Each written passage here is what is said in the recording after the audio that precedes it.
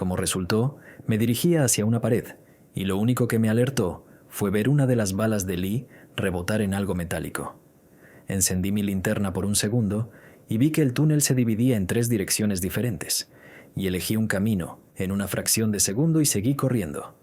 Y solo entonces, fuera de la vista de Lee, pude encender esa pequeña linterna de nuevo y empezar a buscar un lugar para esconderme.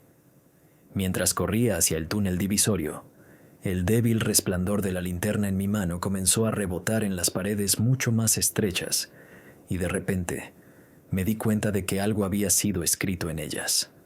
Al principio, pensé que era el grafiti que el investigador privado había mencionado, pero incluso mientras corría a toda velocidad, vi que no se parecía a ninguna variedad que hubiera visto antes.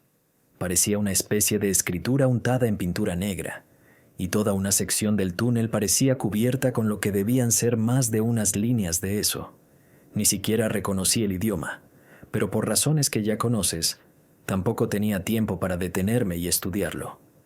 Lo que realmente buscaba era un lugar para esconderme, y pronto encontré uno.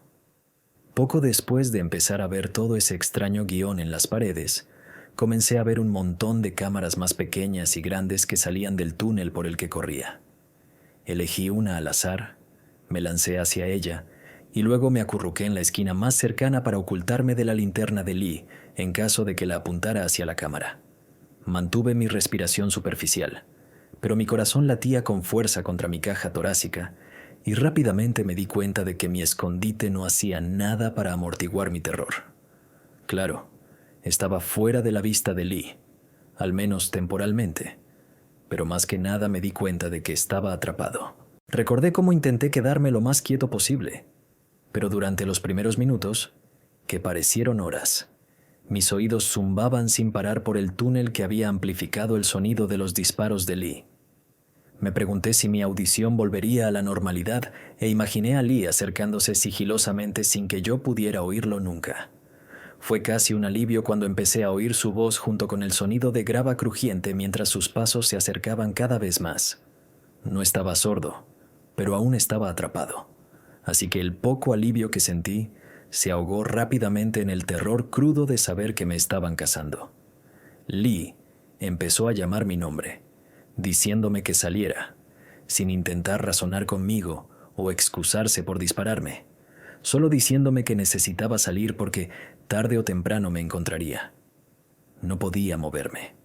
El sonido de mis pasos, casi con seguridad, lo alertaría de mi ubicación, así que no tenía otra opción que quedarme en mi lugar y permanecer lo más quieto posible. Esa parte fue sorprendentemente fácil, porque correr todo ese camino con lo poco en forma que estaba en ese momento significaba que estaba más que feliz de quedarme quieto y solo recuperar el aliento. Cuando sus pasos se hicieron aún más fuertes, de repente apuntó su linterna hacia el túnel donde estaba mi escondite. Quedarme quieto y en silencio, de repente se volvió mucho más difícil. En ese momento, recuerdo haberlo dicho una y otra vez en mi cabeza, con mi voz clara como una campana en mi mente, diciendo: «No vengas aquí, no vengas aquí. Por favor, Dios, no dejes que me encuentre». Y supongo que Dios escuchó, porque en lugar de dirigirse por el túnel en el que estaba, simplemente siguió caminando. Pensé que esa podría ser mi oportunidad para huir. Si Lee se dirigía más profundo en la mina, tal vez podría escabullirme detrás de él. Pero ese atisbo de esperanza se apagó rápidamente cuando recordé lo ruidosos que serían mis propios pasos y cómo podría no fallar todos sus disparos esa vez. Y técnicamente no había fallado todos sus disparos. Más tarde encontré un agujero de bala atravesando uno de los bolsillos de solapa de mi chaqueta. Pero como decía, me quedé completamente quieto en esa cámara oscura, manteniendo mis oídos sintonizados para la voz y los pasos de Lee. Aún zumbaban por los disparos, y podía oír mi corazón latiendo en mis oídos, pero no era tan malo como antes, y podía oír casi cada palabra que Lee decía mientras continuaba cazándome. Sus pasos eran lentos y constantes, y ocasionalmente murmuraba algo que no podía entender del todo, pero de repente sus pasos pasaron de lentos y rítmicos a agudos y rápidos, con un raspado de grava, y luego hubo silencio. Sonaba como si de repente se hubiera dado la vuelta, como si hubiera oído algo que lo había sobresaltado y pensó que era yo intentando escapar. Se quedó quieto por unos momentos, un horrible silencio colgando en el aire, y luego dijo: «Sé que estás aquí, Stanley». Y oír esas palabras me aterrorizó de maneras que nunca pensé posibles, porque Stanley no es mi nombre. Era el nombre de mi papá.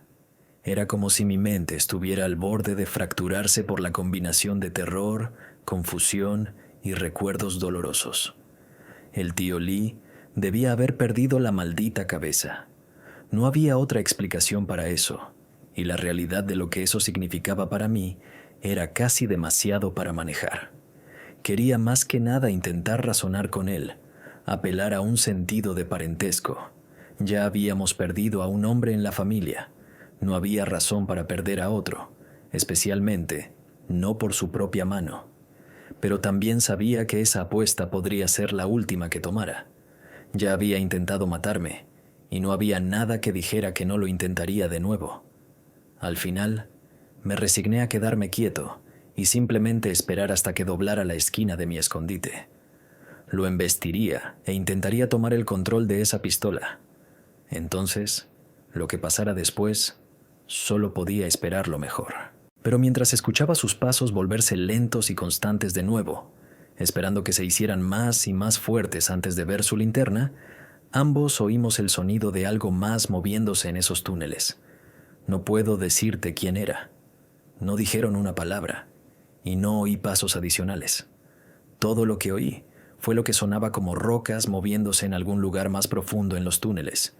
Y luego, Lee empezó a hablar.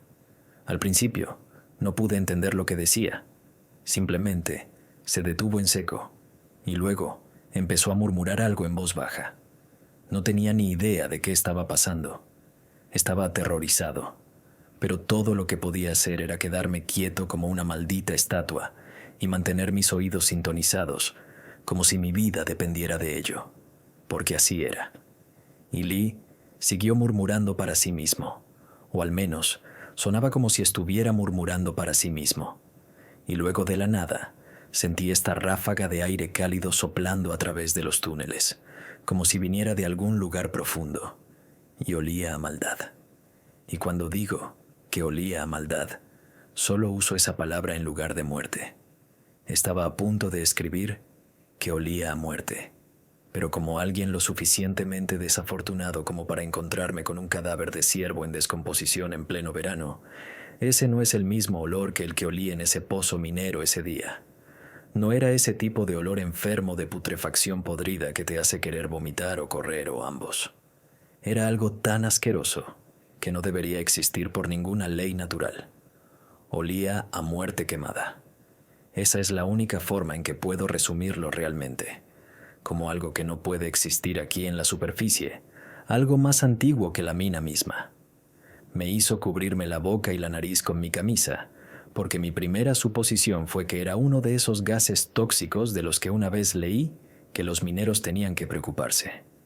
Y recuerdo haber pensado, así que esta es la razón por la que tuvieron que abandonar este lugar maldito por Dios. Mientras mantenía mi camisa apretada sobre mi boca y nariz, de repente oí a Lee comenzar a gritar algo.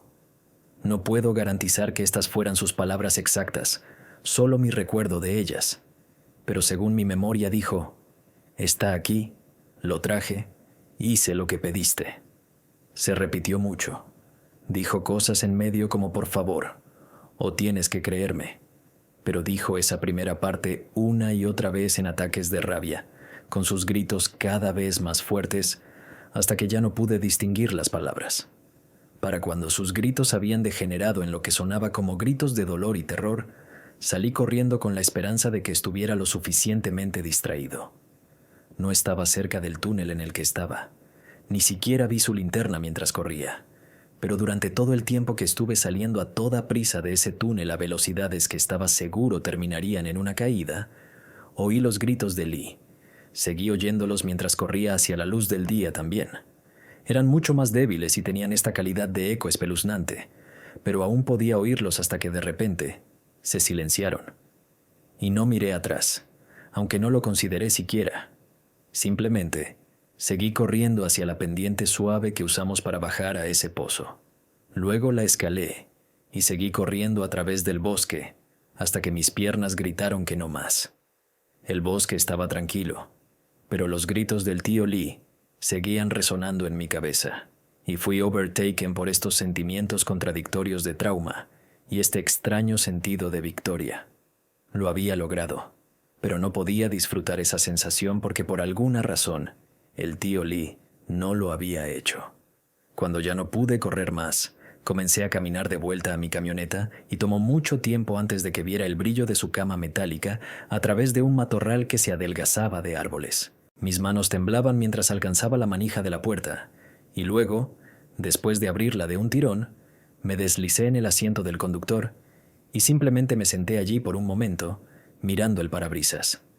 Ni siquiera podía procesar lo que acababa de pasarme, y creo que ya lo he dicho, no podía sentirme feliz de haberlo logrado tampoco.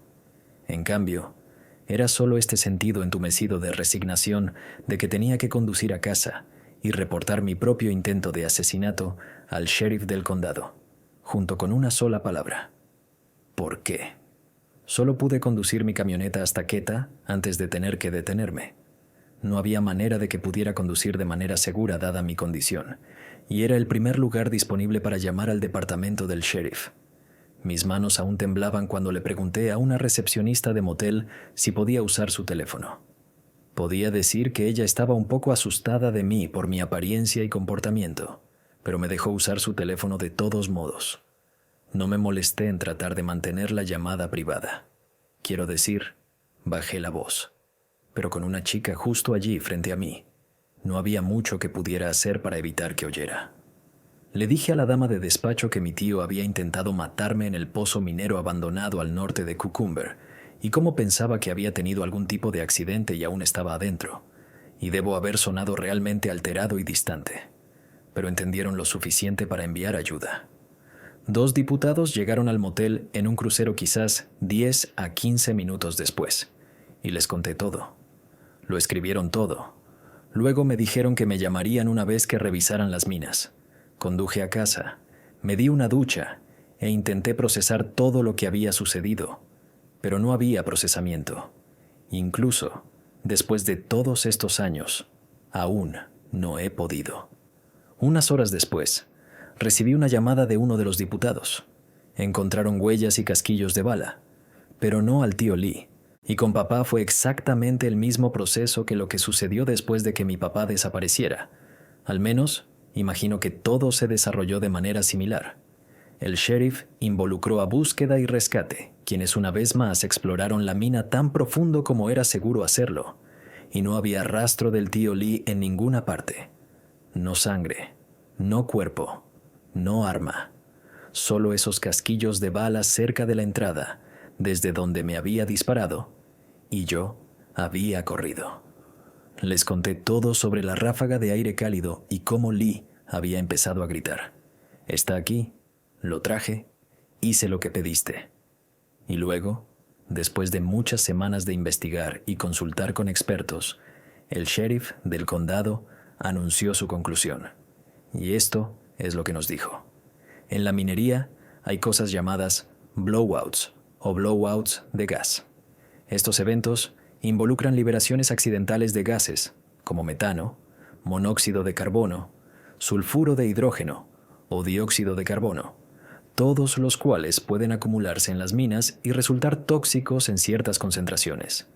Son causados por cosas como perforación, voladura y cambios repentinos en la presión, y causan que gases venenosos salgan como tsunamis de vapor tóxico. Y es uno de esos blowouts lo que el sheriff creyó que mi tío y yo habíamos sido atrapados. Explicaron que lo más probable es que el tío Lee fuera golpeado por una especie de cóctel de gas, consistente en su mayor parte en concentraciones altas de CO2, y esto llevó a una especie de desorientación asustada que terminó causando que me atacara en su confusión. Naturalmente, dadas las circunstancias, el sheriff nos dijo a mí y a mamá que Lee se había convertido en el sospechoso número 1 de la desaparición de mi papá, en la que casi con certeza había habido algún tipo de juego sucio involucrado. No había habido actividad en su cuenta bancaria después de que desapareció, lo cual era probablemente la razón número uno por la que todos pensamos que se había ido y había decidido desaparecer sin rastro. Quiero decir, aún era posible que la desaparición de papá no tuviera nada que ver con lo que Lee hizo después, pero el sheriff mismo dijo que estaba muy interesado en alcanzar a Lee para poder averiguar por qué me había llamado por el nombre de mi papá en lugar del mío. Pero han pasado más de 2 décadas ahora, y no se ha encontrado ni rastro del tío Lee o de mi papá. Después de que el sheriff y su gente de búsqueda y rescate buscaran la mina, ordenó que la sellaran con explosivos para prevenir que otros sufrieran el mismo trágico destino. Pero su opinión de cuál fue el destino de Lee y la mía difieren grandemente. No armé un alboroto en ese momento, y aún no lo hago, y lo que estoy escribiendo ahora es la primera palabra de objeción que he cometido en papel, y mucho menos la he dicho en voz alta. Pero no creo ni por un segundo que fuera alguna ráfaga de CO2 lo que hizo que el tío Lee empezara a dispararme. Le dije al sheriff en ese entonces, una y otra vez, que la ráfaga de aire cálido no sucedió mientras caminábamos adentro. Sucedió mientras me escondía justo antes de que Lee empezara a llamar a mi papá, diciendo todas esas cosas raras y eventualmente gritando ininteligiblemente. Pero el sheriff y sus expertos actuaron como si lo hubiera entendido todo mal, que estaba tan desorientado por el miedo, la adrenalina, probablemente una dosis de CO2 yo mismo, que realmente no sabía lo que me había sucedido.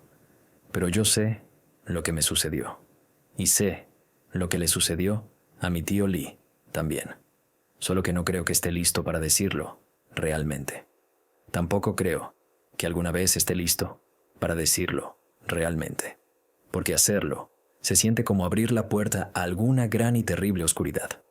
Solo sé que hay algo ahí afuera, profundo, en esos pozos mineros, justo al norte de Cucumber, que es mejor dejarlo en paz.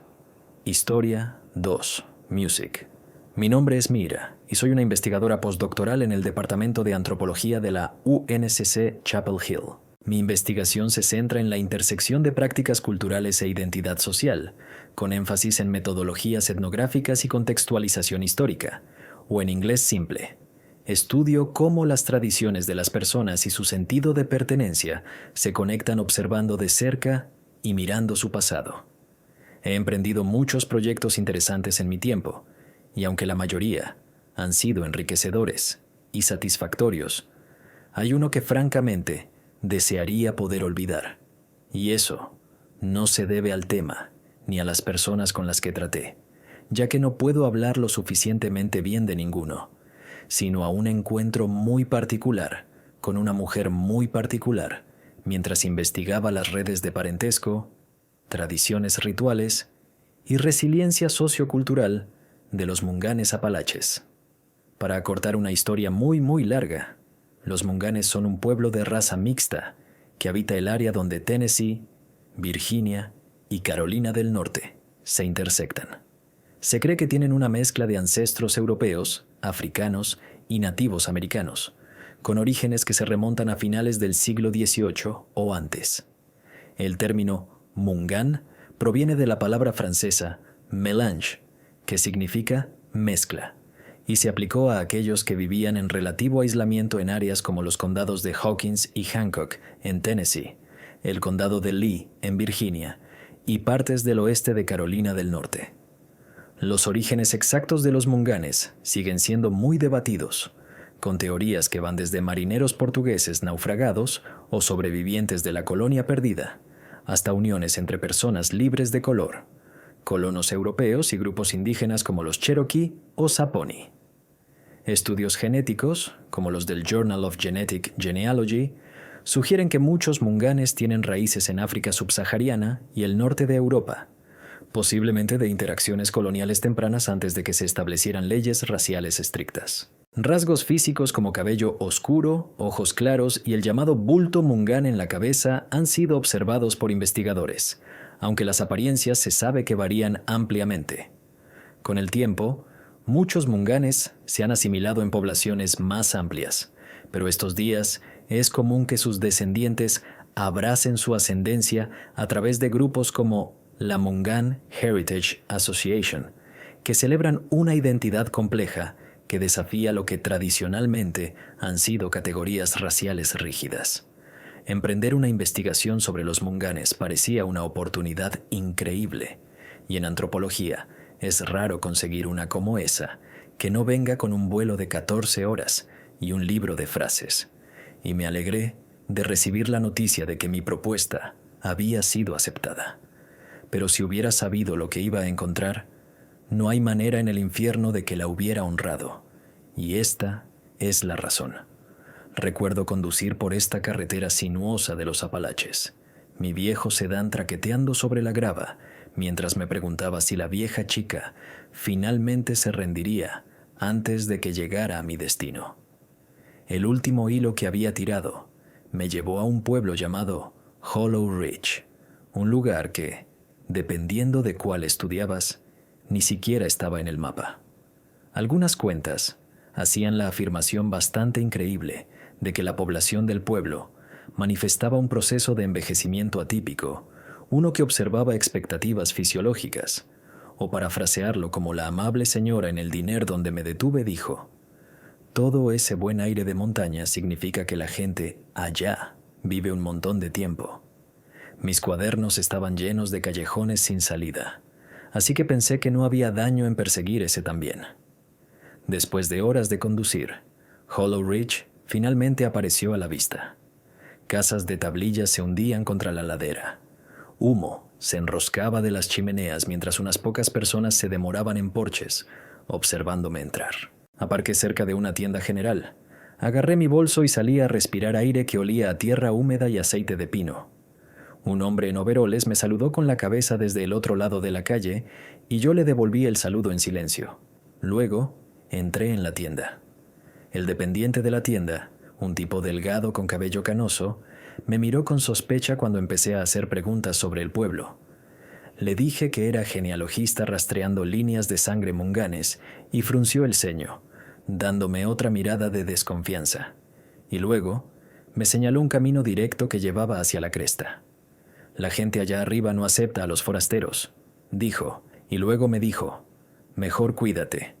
Le agradecí, compré una coca y un paquete de chicle y luego empecé a caminar hacia la cresta. El camino subía empinado y cortaba a través de bosques espesos mientras mis botas crujían sobre hojas y ramitas, y fue duro. Pero después de quizás una milla o así, llegué a un grupo de casas más pequeñas y antiguas que las de abajo. Una mujer se sentaba en un porche desgranando guisantes. Levantó la vista y sus ojos eran oscuros y firmes mientras me presentaba, y dije que estaba investigando historias familiares. No sonrió, solo sacudió la cabeza hacia la casa detrás de ella. «Mamá está adentro», me dijo. «Ella es la que quieres hablar». Subí al porche y la puerta crujió abriéndose antes de que pudiera tocar. 2 hombres estaban allí, ambos altos con piel curtida y cabello blanco que parecían como si pudieran ser hermanos. No me invitaron a entrar y tampoco me preguntaron qué quería. Solo me miraron hasta que tomé la iniciativa y expliqué por qué estaba allí. Lo mantuve simple, y luego el hombre un poco más bajo, que tenía una cicatriz en la mejilla, me dijo: «Mamá tiene 112, no habla mucho, no la canses». El otro asintió y luego se apartaron de la puerta y me hicieron señas para que entrara. La casa olía a moho y humo de madera, con una sala de estar tenue iluminada por una sola lámpara eléctrica en la esquina. Acostada en una cama individual estaba una mujer, o al menos lo que quedaba de una. Cuando digo que era esquelética, lo digo en el sentido literal de la palabra. Su piel estaba tan estirada sobre sus huesos que parecía que el más mínimo toque sacaría sangre, y mientras sus ojos estaban hundidos tan profundo en sus cuencas que la hacía parecer nada menos que fantasmal. Su cabello colgaba en hebras blancas delgadas, y sus manos descansaban como garras a sus lados, y su respiración sonaba como si su tráquea estuviera forrada con papel de lija. Había visto a personas mayores antes, pero ella era algo más. Y mientras me sentaba en el taburete que uno de sus hijos arrastró para mí, no exhibió ninguna reacción hacia mí en absoluto. Ni una mirada, ni una palabra. Nada. Empecé fácil preguntando su nombre. Cuando no respondió, uno de sus hijos susurró, «O nada», desde detrás de mí. Luego pregunté de dónde venía su gente, y no ofreció respuesta, y su mirada permaneció fija en la distancia cercana, sin parpadear. Intenté preguntar sobre sus padres, su infancia, pero aún no obtuve nada, y sus hijos rondaban cerca, con los brazos cruzados mientras observaban. «Está débil», uno de ellos dijo eventualmente. «No la presiones». Les dije que entendía, pero mi curiosidad ardía en mi pecho.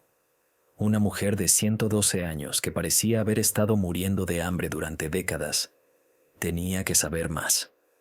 Me incliné hacia adelante, manteniendo mi voz suave mientras le preguntaba, «Señora, ¿cuánto tiempo ha vivido y cómo ha vivido tanto? ¿Cuál es su secreto?» Por primera vez, pareció aferrarse a una palabra, y después de que sus ojos se abrieran y sus labios se separaran, se volvió hacia mí con una mirada de miedo en su rostro, y luego, en una voz tenue y ronca, que apenas estaba por encima de un susurro, dijo, «Se come los años. Music». Y la tensión de forzar las palabras parecía estar matándola, y cuando terminó, sus ojos se pusieron en blanco, y su cuerpo se sacudió débilmente mientras comenzaba a jadear por aire. Sus hijos se apresuraron, uno gritándome que saliera mientras el otro atendía a su madre. Agarré mi bolso y tropecé afuera, con el corazón latiendo mientras la puerta se cerraba de golpe detrás de mí. Luego, mientras caminaba de vuelta por la línea de la cresta, las palabras de la anciana resonaban en mi cráneo. ¿Qué demonios quiso decir con «se come los años»? Quería volver. Quería eso más que nada. Solo exigir respuestas. Pero sabía que era mejor no exceder mi bienvenida en un lugar tan aislado. La mujer con los guisantes se había ido, su tazón abandonado mientras empezaba por el camino con el grito del hijo de «no vuelvas» aún resonando en mis oídos. Cuando volví a mi auto, me senté un rato garabateando cada detalle que podía. El pueblo se sentía diferente ahora, más tranquilo y más pesado, y mientras me alejaba, me encontré revisando mi espejo retrovisor mucho más frecuentemente de lo usual. Esa noche, me senté en mi apartamento reproduciendo los eventos del día una y otra vez en mi cabeza. El rostro de Ona no me dejaba, ni sus palabras, e intenté dormir, pero todo el encuentro seguía reproduciéndose en mi mente. Luego, cuando finalmente dormí un poco, tuve la pesadilla más vívida, donde era yo quien yacía en esa cama, más de un siglo de edad, crujiendo las palabras «se come los años» en la cara de algún investigador joven aterrorizado. Y a la mañana siguiente, llamé a un compañero de investigación que resultó ser amigo mío, un folclorista que había escrito estudios enteros sobre mitos y leyendas apalaches. Le conté sobre Hollow Ridge, sobre Oneida y lo que me había dicho, y se quedó en silencio por unos segundos. Luego, después de aclararse audiblemente la garganta, dijo que había oído muchos rumores de un pueblo que encajaba con esa descripción. Nunca había podido confirmarlos porque nunca venían con muchos detalles, solo viejos cuentos populares sobre pactos con la tierra. Me dijo que tal hallazgo podría terminar siendo una gran fuente de orgullo para mí y que estaba emocionado de leer mi artículo cuando estuviera terminado. Le agradecí, pero después de colgar, me encontré aún más inquieta que antes. A medida que pasaba el día, encontré imposible pensar en otra cosa. Tal vez fue la forma en que mi amigo me había entusiasmado, pero simplemente tenía que saber más. Y así, aproximadamente una semana después, conduje de vuelta a ese pueblo, aparqué mi auto y luego caminé por ese camino de nuevo. Pero cuando llegué al pueblo y subí por la línea de la cresta hasta donde había estado la casa de Ona, nadie estaba en los porches y las casas parecían vacías. Llegué a la casa familiar de Oneida y toqué la puerta, pero no hubo respuesta. Sin embargo, al encontrar que la puerta estaba desbloqueada, mi curiosidad me venció y la empujé para abrirla.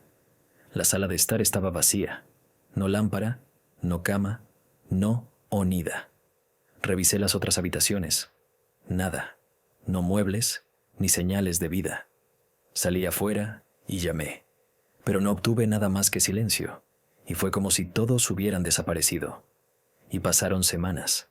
Me encontré evitando mi investigación, pero la pregunta aún me carcomía. ¿Qué quiso decir Oneida con "se come los años"? Obviamente, no podía ser literal, ¿verdad? Tenía que ser una metáfora, pero ¿para qué? ¿Y por qué parecía asustarla tanto? Comencé a cavar en mis libros, cruzando folclore mungán con cualquier cosa que pudiera encontrar sobre Hollow Ridge, pero no tuve suerte. Luego me involucré con los recursos archivísticos de la universidad, incluyendo los de la colección de Carolina del Norte en la Biblioteca de Colecciones Especiales de Wilson, y fue allí donde tuve un pequeño pero muy significativo avance. Una noche, mientras estaba hasta los codos en investigación en línea, encontré un escaneo de un viejo diario fechado en los 1700 que detallaba el relato de un trampero de pieles de lo que llamó Hungry Hollow. El pueblo que describió coincidía con Hollow Ridge al pie de la letra, y aunque no proporcionó muchos detalles más allá de la descripción, declaró muy claramente que el temperamento antinatural del lugar significaba que evitaría una visita de regreso, sin importar el costo. Si asumieras que mi encuentro con Oneida y sus 2 hijos no llegó a mi artículo de investigación, estarías correcto. Quería más que nada llegar al fondo de lo que había visto y oído, pero sin nada que referenciar fuera de mi propia experiencia personal. Hacerlo habría sido infructuoso en el mejor de los casos y perjudicial en el peor. Así que, en lugar de caer en un agujero de conejo de naturaleza bastante espuria, decidí que el mejor curso de acción era simplemente tratar de olvidarlo. Pero no puedo olvidar, y no importa cuánto intente racionalizar lo que Oneida me dijo, aún hay algo profundamente inquietante en la forma en que actuó mientras lo decía. No diría que he pasado mucho tiempo alrededor de los ancianos o los frágiles, no tanto como otros investigadores, pero me siento capaz de distinguir la confusión y el miedo de perder lentamente la mente de uno del terror muy tangible, asociado con cosas que la gente cree que son reales. Pero ese día, en los ojos de Ona, vi emoción real y miedo real, y no tengo ninguna prisa en absoluto por encontrarlo de nuevo en el futuro cercano o lejano. Music, Historia 3. La bruja de Bell. Entre los sombríos valles del Tennessee rural del siglo XIX, una serie de ocurrencias aterrorizantes llegarían a grabarse en el folclore estadounidense como algunas de las más siniestras jamás registradas. Era una fuerza de malevolencia tan palpable, tan implacable, que reclamó una vida. Llevó a una familia al borde de la locura y dejó un legado de miedo que perdura en el aire del condado de Robertson hasta el día de hoy. Pero la fuerza en cuestión no era una mera historia de fantasmas, susurrada alrededor de fogatas. Era una mujer que realmente existió, y con el tiempo sus hazañas y diabluras le ganarían el apodo de la bruja de Bell. Esta no es una historia de apariciones vagas o avistamientos espurios. Esta es el relato verdadero de una presencia tan vil que desafiaba explicación, y una pesadilla que se clavó en la realidad y se negó a soltar. La familia Bell, compuesta por John Sr., su esposa Lucy y sus 9 hijos, se había establecido en su extenso rancho en 1804 y desde entonces habían tallado una vida de relativa comodidad en medio de la belleza domesticada de la frontera de Tennessee. Durante más de una década, sus días estaban marcados por el ritmo del trabajo y la cosecha, el crujido de las ruedas de los vagones y las risas de sus muchos hijos. Pero en el verano de 1817, todo cambió. Comenzó con un golpe en las paredes de la cabaña, agudo e insistente como nudillos golpeando desde el otro lado de la tumba. La familia lo descartó, alegando que el sonido era el resultado del viento en una rama suelta, o quizás un animal inquieto. Pero luego vinieron los rasguños, arañando las ventanas como si algo suplicara ser dejado entrar. Noche tras noche, los sonidos se hicieron más fuertes, más deliberados, hasta que los Bell ya no pudieron negarlos. John Bell Sr., un granjero robusto y sin tonterías con un comportamiento severo, fue el primero en vislumbrar a su vil visitante en carne y hueso. Mientras caminaba por su campo de maíz una tarde calurosa, De repente se congeló cuando una criatura grotesca pareció materializarse ante sus ojos. Vio una bestia parecida a un perro con la cabeza de un conejo, sus ojos brillando con un hambre feroz e antinatural. En un instante, levantó su mosquete y disparó. Pero mientras el disparo resonaba a través del campo, la criatura canina desapareció en el aire, dejando solo el hedor a azufre y un miedo creciente en su estela. Esa noche, los golpes regresaron, más feroces y enojados que antes, como si la bestia hubiera seguido a John Sr. a casa. Los niños comenzaron a ver cosas también. Betsy, la hija menor de John, lloró mientras describía a una niña con un vestido verde balanceándose de un roble, su cuello torcido en un ángulo imposible. Mientras que Drury, uno de sus hijos, juró que un pájaro de tamaño monstruoso había volado y se había posado en la parte superior del granero familiar, antes de mirarlo con ojos que ardían como fuego y azufre. Y con el tiempo, los disturbios escalaron con una ferocidad que convirtió la cabaña familiar de los Bell en un crisol de terror. Los muebles se sacudían violentamente mientras las cobijas de las camas eran arrancadas de cuerpos dormidos por manos invisibles. Cadenas traqueteaban a través de las tablas del piso, arrastradas por ninguna fuerza discernible, y los avistamientos de animales extraños continuaron sin cesar. Luego vinieron las voces. Eran meros susurros al principio, siseando a través de las paredes, seguidos por un tono ronco y gutural que parecía arañar su camino desde los círculos más profundos del infierno. «Soy Kate», declararon de repente. Las cosas empezaron a tener sentido para el viejo John Bell. Kate Batts había sido el nombre de una mujer local fallecida, rumoreada de haberlo maldecido una vez por una disputa de tierras. Sin embargo, si realmente era su espíritu, o algo mucho más antiguo disfrazado con su nombre, nadie podía decirlo. Sin embargo, lo que estaba claro era que el espíritu hablaba con una claridad que helaba la sangre de la familia Bell, burlándose de ellos, revelando sus secretos más profundos y provocándolos con pistas de horrores aún por venir.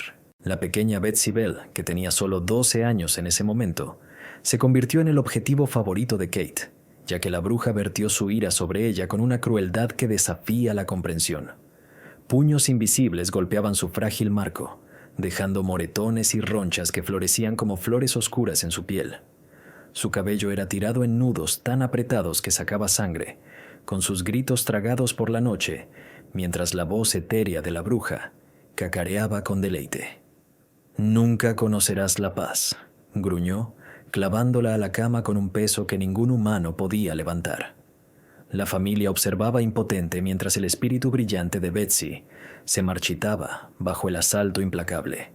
Sus ojos se volvían huecos y su voz se reducía a un mero gemido mientras la bruja continuaba negándole cualquier descanso. Los vecinos acudían al rancho, atraídos por cuentos de los disturbios, solo para huir aterrorizados mientras la bruja volvía su malicia hacia ellos. Les retorcía las entrañas, causando un dolor inimaginable mientras lanzaba objetos y gritaba maldiciones que resonaban a través de los árboles. La bruja podría haber apuntado a sus hijos para un tormento particularmente cruel, pero era el patriarca de la familia, John Sr., quien soportaba el peso de la venganza definitiva de la bruja. Ella juró destruirlo y persiguió su objetivo con un celo sádico y satánico. Su salud se desmoronó a medida que el acoso se intensificaba. Su lengua se hinchaba inexplicablemente, ahogando sus palabras. Su rostro se contraía con espasmos que lo contorsionaban en una máscara de agonía, mientras sus extremidades se convulsionaban como si fueran controladas por alguna cruel y malevolente ama. La bruja lo provocaba sin fin. Su voz, un siseo venenoso en sus oídos. «Tomaré tu vida, John Bell, y bailaré sobre tu tumba». Eventualmente, el 20 de diciembre de 1820, después de 3 años de tormento implacable, el cuerpo de John Sr. finalmente le falló. Fue encontrado sin vida en su cama, habiendo fallecido en su sueño con un vial de líquido extraño y maloliente a su lado. La familia confirmó más tarde que era veneno, supuestamente alimentado por la bruja.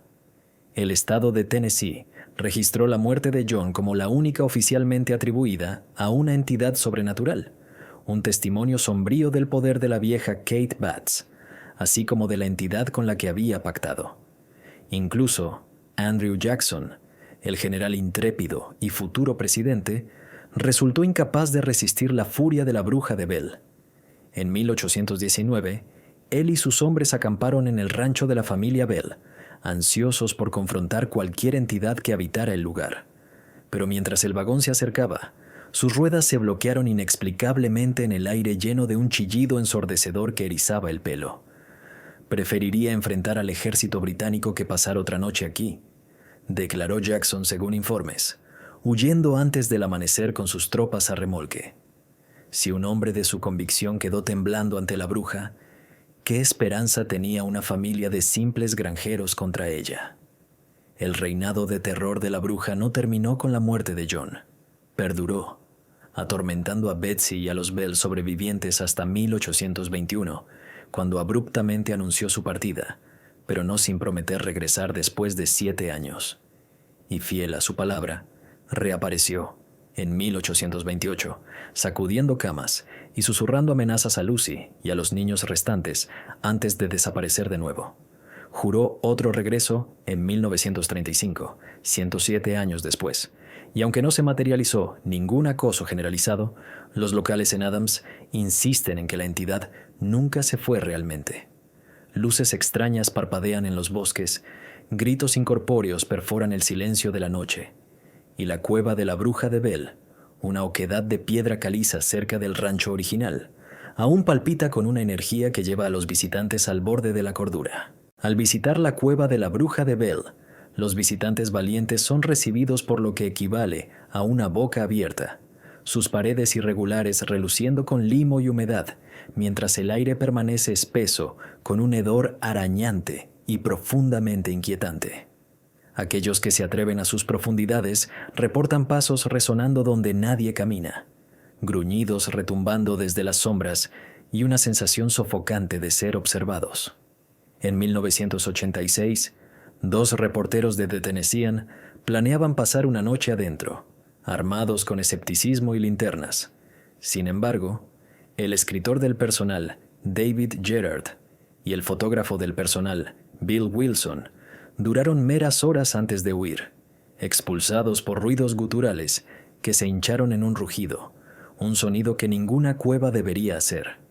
Fue un estallido corto y poderoso de sonido que reverberó desde la parte trasera de la cueva y nos golpeó como una bofetada, escribió Gerard más tarde. No fue un chirrido metálico ni el aullido del viento. Fue un grito vocal, fuerte y agudo, y nos miramos. Pasamos por esa puerta y dejamos rápidamente la cueva detrás de nosotros. Por supuesto, lógicamente hablando, nos asustamos con nuestras imaginaciones, continuó Gerard, o alguien muy vivo y humano nos asustó por diversión y provecho. Esas son las explicaciones razonables, pero esa noche en cuestión, con mi cuero cabelludo hormigueando y mi cabello erizándose, nuestro miedo parecía razonable, el sentido común. Gerard y Wilson parecían convencidos de que lo que habían encontrado era real, pero ¿era realmente la bruja de Bell? Y si es así, ¿qué es exactamente ella? Muchas teorías abundan. Algunos lo llaman el espíritu vengativo de Kate Batts. Otros, un poltergeist alimentado por la agitación adolescente de Betsy Bell.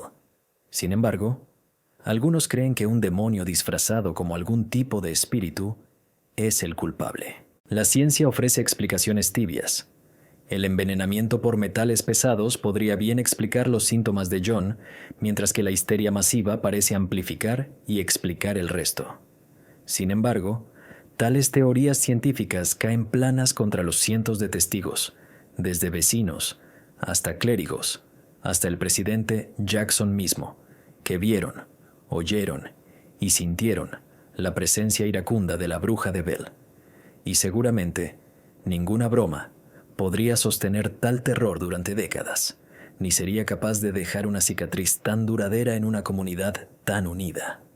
Hoy, el rancho de la familia Bell hace mucho que se fue, pero la cueva de la bruja permanece como un sitio de peregrinación para buscadores de emociones e investigadores paranormales por igual. Cada crujido de los árboles, cada sombra inexplicada, lleva el eco de la malicia misteriosa de la vieja Kate Batts.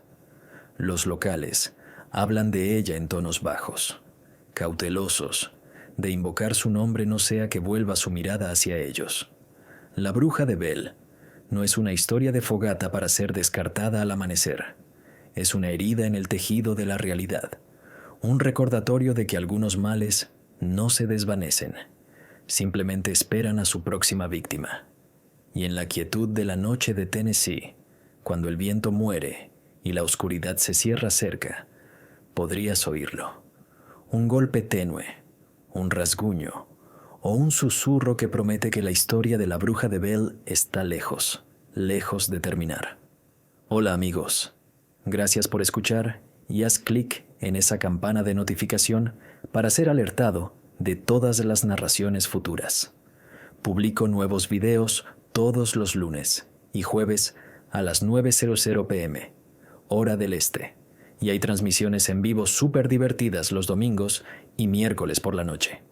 Si tienes una historia, asegúrate de enviarla a mi correo letsreadsubmissions@gmail.com y podrías incluso oír tu historia destacada en el próximo video. Y si quieres apoyarme aún más, obtén acceso temprano a todas las narraciones futuras y contenido bonus en Patreon o haz clic en ese gran botón de unirte para oír sobre los perks extra de los miembros del canal. Y mira el podcast de Let's Read, donde puedes oír todas estas historias en grandes compilaciones ubicadas en cualquier lugar donde escuches podcasts. Todos los enlaces en la descripción abajo. Gracias tanto amigos. Y recuerda, ella Evan on my near till I Scrooge.